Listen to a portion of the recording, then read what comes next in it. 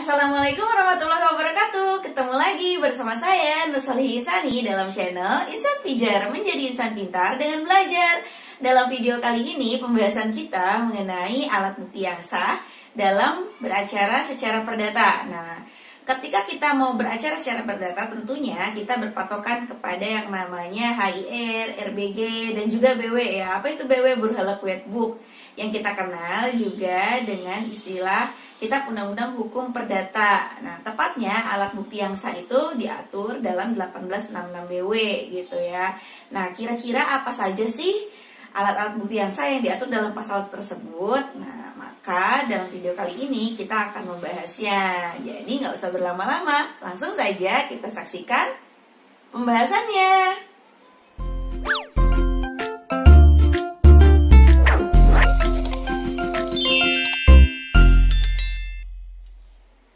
Sebelum kita masuk lebih dalam membahas mengenai alat bukti ya dalam hukum acara perdata, ada baiknya siapkan dulu yang namanya Kitab Undang-Undang Hukum Perdata. Nah, di sini saya pakai karangan Subekti ya, tapi terserah mau pakai karangan siapa aja kalau punya ya, sama aja kok sebenarnya. Untuk KUH Perdata ini sendiri itu disingkat BW ya. BW itu kepanjangan dari bahasa Belanda yaitu Burgerlijk Wetboek gitu. Nah, sebenarnya sama sih kita kalau ngomongin beracara secara pidana, perdata maupun tun, semua didasarkan pasti kepada alat bukti yang mana diatur dalam undang-undang mereka tersendiri ya. Kalau dalam pidana kan kita mendasarkannya pada 184 gitu, kok saya salah nyebutinnya ya. Sedangkan dalam perdata kita menyandarkannya pada 1866 BW. Sedangkan dalam tun kita mendasarkannya kepada pasal 100 ya. Nah, karena kita sekarang pembahasannya mengenai beracara secara perdata, kita buka dulu KUH Perdatanya atau BW. Saya sebutnya BW aja gitu ya. Sebagai BW kita siapkan. Nah, alat bukti yang sah yang diatur itu di dalam 1866. Nah, coba kita lihat 1866-nya. Alat bukti terdiri atas apa saja? Bukti tulisan, bukti dengan saksi-saksi, persangkaan, pengakuan, sumpah. Nah, sebelumnya sudah saya pernah jelaskan gitu ya, bahwa ketika kita beracara secara perdata, yang paling dicari alat bukti utamanya itu adalah surat, bukti tulisan. Berbeda dengan beracara secara pidana. Kalau beracara secara pidana, alat bukti terpentingnya adalah saksi. Ya, maka yang didasarkan dalam hukum perdata adalah bukti tulisan, bukti surat.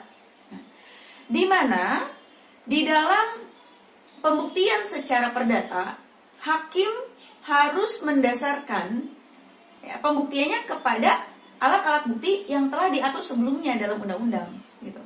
Yang udah ada yaitu apa? Di dalam BW ini 1866. Ya, jadi hakim harus mendasarkan ya pembuktian secara perdata berdasarkan alat bukti yang diatur dalam 1866. Nah, bagaimana sih penjelasan penjabaran dari setiap alat bukti yang diatur dalam pasal 1866 ini? Nah, kita bahas satu persatu ya. Kita mulai dari alat bukti yang pertama. Nah, penjelasan itu juga dijelaskan ya dalam bukunya Alfitra yang terbaru seperti ini, itu bisa dilihat di halaman 183 ya mulainya. Nah, dalam beracara secara perdata tentunya kita mendasarkan alat bukti terpentingnya adalah alat bukti tulisan atau alat bukti surat gitu ya. Nah, alat bukti tertulis itu apa sih? Nah, alat bukti tertulis itu berisi keterangan atau peristiwa atau hal-hal yang menyangkut dengan kejadian tertentu. Sama seperti dalam hukum pidana, surat itu dikatakan sebagai saksi bersuara ya. Karena apa? Karena dia bisa menerangkan suatu peristiwa atau kejadian yang terjadi ya, seperti itu. Nah, dalam hukum perdata, bukti tulisan itu dibagi menjadi dua. Yang pertama ada surat, kemudian ada akta ya. Surat sendiri adalah segala sesuatu yang memuat tanda baca yang digunakan ya untuk mencurahkan isi hati atau menuangkan buah pikiran yang nanti dipergunakan sebagai bahan pembuktian. Itu surat. Surat itu juga dibagi menjadi dua jenisnya. Yang pertama ada akta dan bukan akta. Nah, untuk akta sendiri itu dibagi menjadi dua, yaitu akta otentik dan akta bawah tangan. Ya, nah kemudian yang kedua ada akta. Nah, apa sih itu akta? Nah, kalau dalam bukunya Alfitra di sini di halaman 184 ya. Akta adalah surat sebagai alat bukti yang diberi tanda tangan, memuat peristiwa yang menjadi dasar suatu hak atau perikatan. Nah, jadi kalau itu mau menjadi akta, maka haruslah memuat tanda tangan gitu. Ya. Akta itu kan katanya memuat suatu peristiwa atau kejadian ya menjadi dasar suatu perikatan perjanjian antara individu yang satu dengan individu yang lain, kan begitu. Nah, berarti dari awal akta itu harus dibubuhi tanda tangan oleh para pihak. Seperti itu ya. Nah, akta sendiri itu kan dibagi menjadi dua ya. Ada akta otentik dan akta bawah tangan. Kan seperti itu. Nah, kalau akta otentik itu adalah akta yang dibuat oleh pejabat atau petugas yang berwenang untuk itu. Formatnya baku. Ya, dapat digunakan sebagai bahan atau dasar pembuktian ya, sebagai alat bukti yang sah. Karena apa? Karena dibuat di hadapan pejabat yang berwenang. Nah, dasarnya ada di dalam 1868 BW. Nah, sekarang kita buka 1868 BW-nya. 1868. Nah, di sini. Suatu akta otentik adalah suatu akta yang di dalam bentuk yang ditentukan oleh undang-undang dibuat oleh atau di hadapan pegawai-pegawai bla bla bla bla gitu ya, pejabat yang berwenang. Nah, itu disebut akta otentik. Dasarnya 1868. Oke. Sedangkan ketika akta tersebut tidak dibuat di hadapan pejabat yang berwenang, tapi dibuat oleh para pihak ya yang menandatanganinya. Kemudian formatnya juga tidak baku ya, bebas ditentukan oleh para pihak gitu.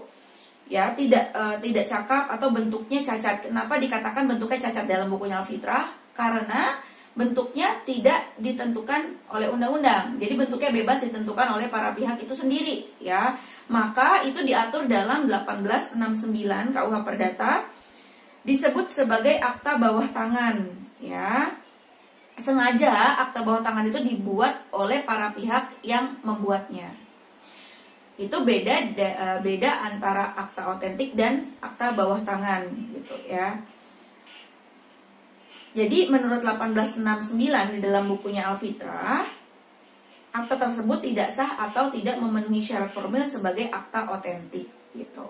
Nah, akta bawah tangan itu ya, dasarnya dirumuskan dalam 1874. Nah, kita buka 1874-nya di BW. Bilang apa? Sebagai tulisan-tulisan di bawah tangan dianggap akta yang ditandatangani di bawah tangan bla bla bla. Panjang sekali itu ya. Nah, kalau kita melihat di pasal 1874 KUH Perdata atau BW ini, nah, ada 3 hal yang menjadi dasar akta bawah tangan itu. Yang pertama, akta tersebut ditandatangani oleh para pihak yang membuatnya. Kemudian yang kedua, akta tersebut dibuat tidak di hadapan pejabat yang berwenang. Nah, yang ketiga, secara khusus akta bawah tangan yang bersifat partai yang dibuat paling sedikit 2 pihak. Jadi ada khusus akta bawah tangan yang bersifat partai.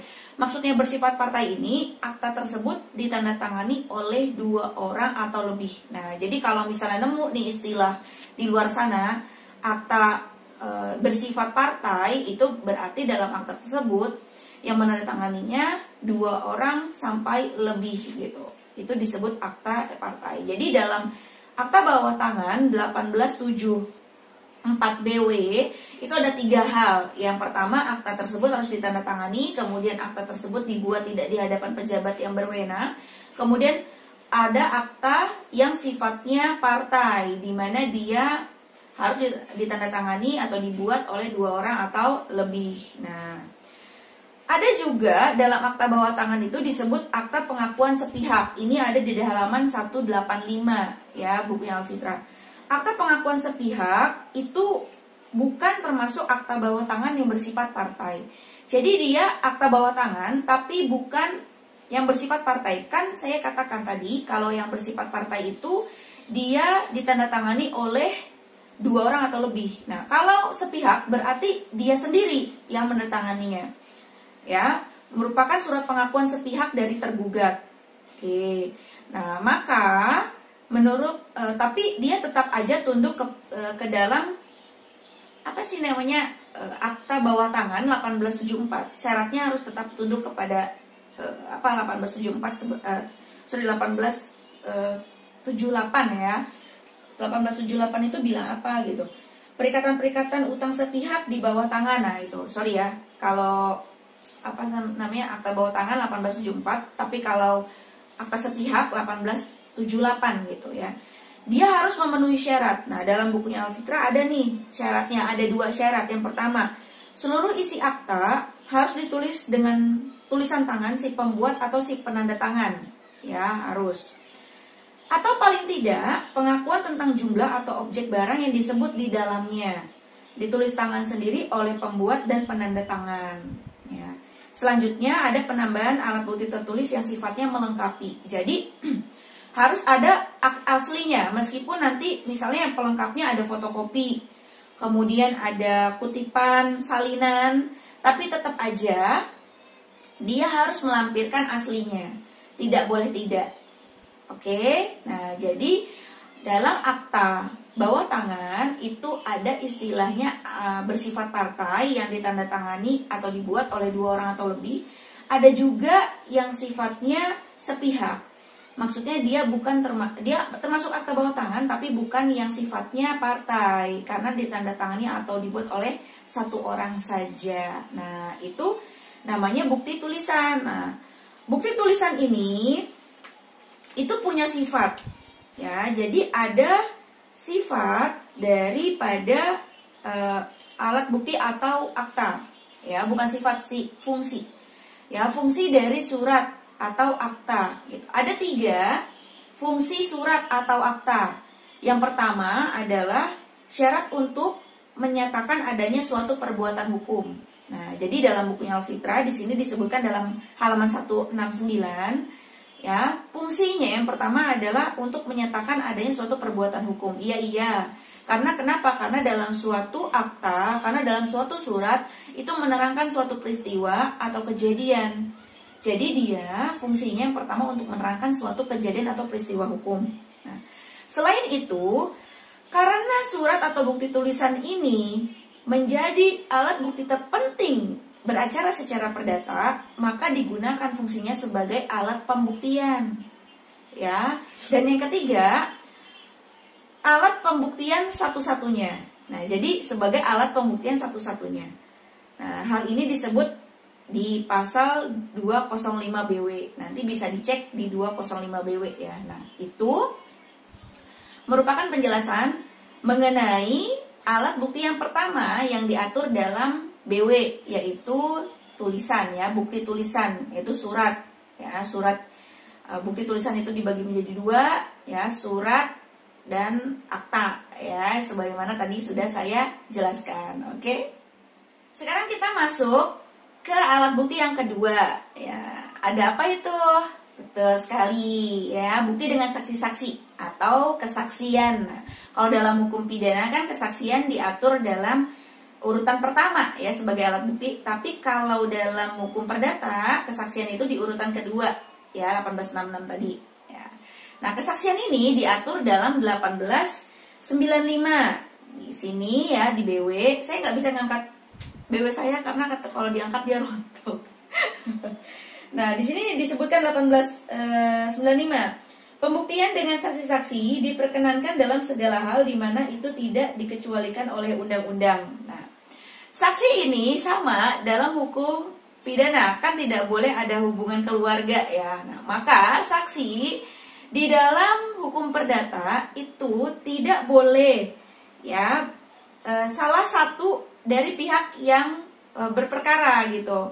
Jadi dia tidak boleh punya hubungan juga, dia tidak boleh punya kaitan dengan saksi itu tidak boleh punya kaitan dengan pihak yang sedang berperkara gitu.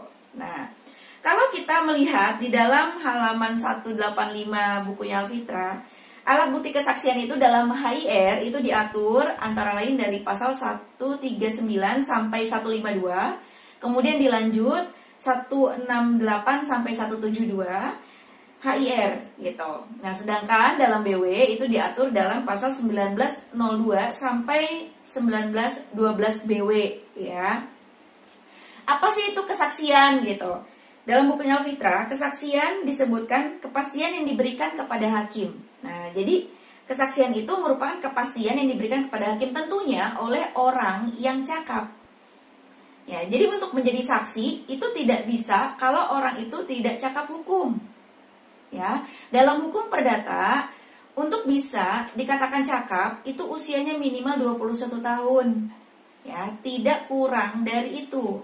Ya, atau sudah menikah atau sudah pernah menikah. Jadi, kalau sudah menikah kemudian cerai mati atau cerai hidup, usianya belum 21 tahun, dia dianggap sudah cakap hukum gitu ya.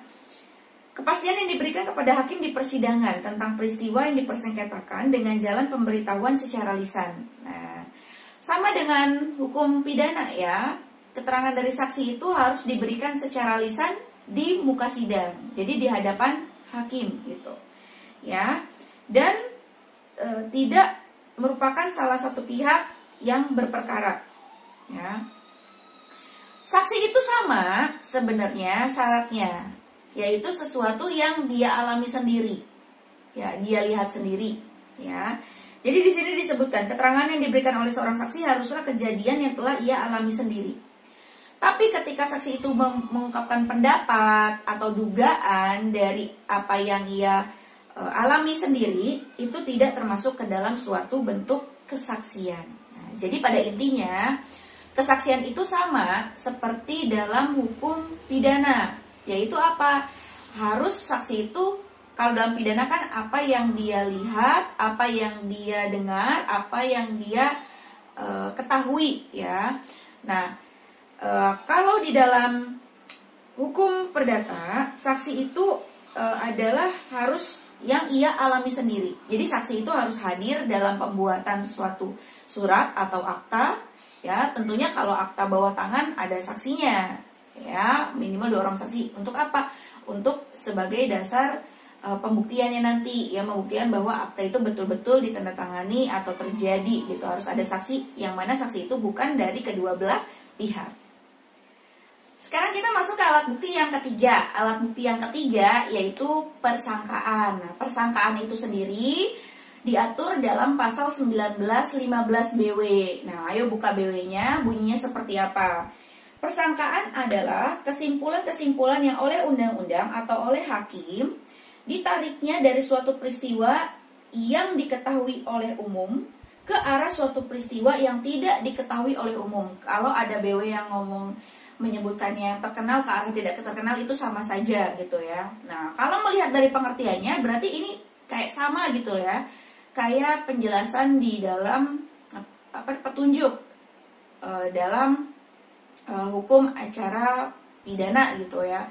Karena yang menemukan adalah hakim. Nah, kalau dalam hukum perdata itu berdasarkan pasal 311 HIR itu ditemukan dari mana? Saksi, surat, pemeriksaan sendiri atau penyaksian sendiri oleh hakim. Nah, itu ya kalau dalam hukum perdata gitu. Nah, lebih lanjut pasal 1915 ini mengatakan bahwa ada 2 macam persangkaan. Jadi persangkaan itu ada 2 macam. Yang pertama, persangkaan menurut undang-undang dan persangkaan yang tidak berdasarkan undang-undang. Persangkaan berdasarkan undang-undang itu diatur dalam pasal 1916. Nah, disebutkan bahwa persangkaan ini adalah persangkaan yang berdasarkan suatu ketentuan khusus undang-undang, ya, dihubungkan dengan perbuatan-perbuatan tertentu atau peristiwa-peristiwa tertentu. Nah, itu panjang sekali penjelasannya di dalam 1916 tentang persangkaan menurut undang-undang. Sedangkan persangkaan yang yang oleh hakim itu diatur dalam 1922. Nah, 1922 mengatakan seperti ini. Persangkaan yang tidak berdasarkan undang-undang sendiri diserahkan kepada pertimbangan dan kewaspadaan hakim, yang namun itu tidak boleh memperhatikan persangkaan-persangkaan lain. Nah, jadi di sini disebutkan lebih lanjut persangkaan-persangkaan lain selain yang penting, teliti dan tentu dan sesuai satu sama lain. Persangkaan-persangkaan yang sedemikian hanyalah boleh dianggap dalam hal-hal di mana undang-undang mengizinkan pembuktian dengan saksi-saksi. Tuh ya. Begitu pula apabila dimajukan suatu bantahan terhadap suatu perbuatan atau suatu akta berdasarkan alasan adanya itikat buruk atau penipuan gitu. Nah, kalau dalam bukunya Al-Fitrah juga di sini disebutkan, ya. Tapi lebih lanjut Al-Fitrah mengatakan seperti ini. Perbedaan antara persangkaan berdasarkan undang-undang dengan persangkaan yang tidak berdasarkan undang-undang, tapi persangkaan hakim, ya, 1922 BW adalah jika persangkaan berdasarkan undang-undang, ya, itu undang-undanglah yang mewajibkan hakim memakai jalan pikiran yang demikian. Jadi hakim harus berpatokan kepada persangkaan yang memang sudah ditentukan di dalam undang-undang. Sedangkan kalau persangkaan yang tidak didasarkan kepada undang-undang, itu pikiran bebas dari hakim yang menentukan berdasarkan fakta yang terbukti dalam persidangan. Nah, itu bedanya persangkaan berdasarkan undang-undang dengan berdasarkan persangkaan hakim, ya. Jadi kalau berdasarkan undang-undang harus hakim diwajibkan memakai jalan pikiran yang telah ditentukan oleh undang-undang. Tapi kalau persangkaan oleh hakim itu bebas, hakim yang menentukan berdasarkan fakta yang muncul dalam persidangan. Oke, itulah penjelasan saya mengenai alat bukti yang sah dalam hukum perdata, yang mana saya menjelaskan 3 alat bukti terlebih dahulu. Yang awal yaitu alat bukti dalam tulisan, kemudian kesaksian dan persangkaan, ya. Nah, bagaimana? Apakah ada yang mau ditanyakan atau misalnya kurang memahami gitu, masih bingung dan lain sebagainya, boleh dituliskan di dalam kolom komentar, ya, pertanyaannya atau apa yang dibingungin sih, boleh dituliskan dalam kolom komentar gitu. Oke.